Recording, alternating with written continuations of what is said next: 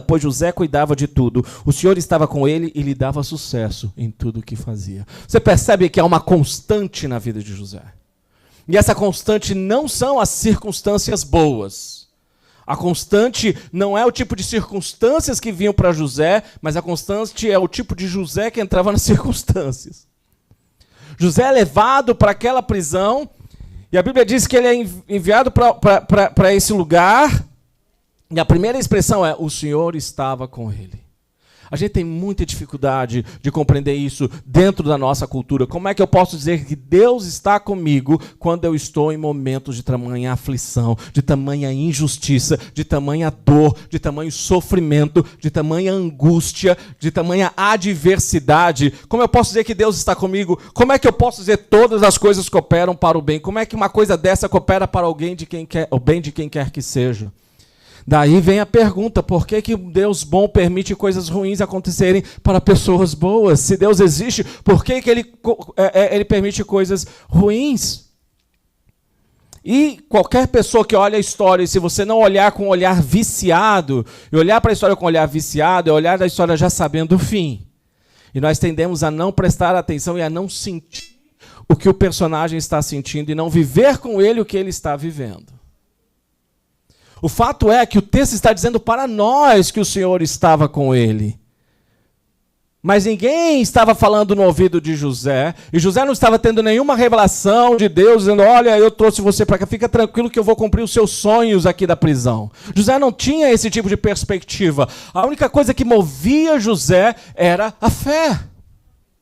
A fé é a prova das coisas que nós não vemos e a certeza das coisas que nós esperamos. A fé não só no que desfecho que ele teria, mas a fé é na certeza do Deus a quem ele servia.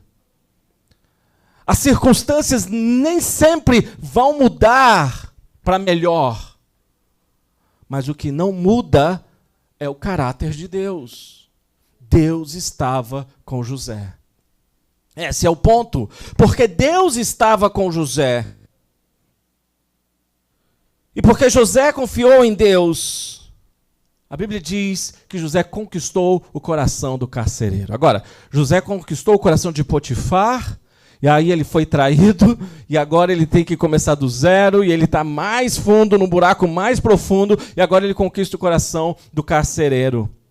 Então, quando nós estamos vivendo essa vida de relação com Deus, não importa quais são as circunstâncias que nós estamos vivendo, mas nós trazemos a presença de Deus para essas relações, para essas circunstâncias, para esses momentos, porque Deus ele está presente em nós e a sua presença ela é perceptível.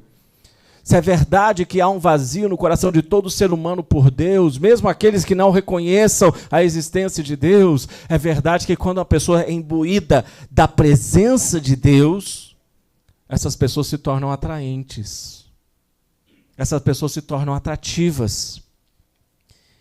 E isso fazia com que José transformasse um cárcere num lugar próspero. Agora é interessante porque os companheiros de cárcere de José eram o padeiro e o copeiro do próprio faraó. Então você deveria pensar: puxa, ele foi sortudo, porque ele chegou no lugar e ele tinha pão e vinho à vontade. Mas na verdade ele tinha duas pessoas que foram lançadas lá porque foram incompetentes no seu trabalho, porque não satisfizeram o rei, e não são eles que transformam o ambiente, mas é José. José não tinha o background, José não tinha a história, José não tinha o currículo daqueles dois homens. Talvez, olhando dentro do currículo, ele era o menos preparado, mas José, ele traz a presença de Deus com ele. O tempo passa e esses dois homens têm seus sonhos, o padeiro e depois o copeiro.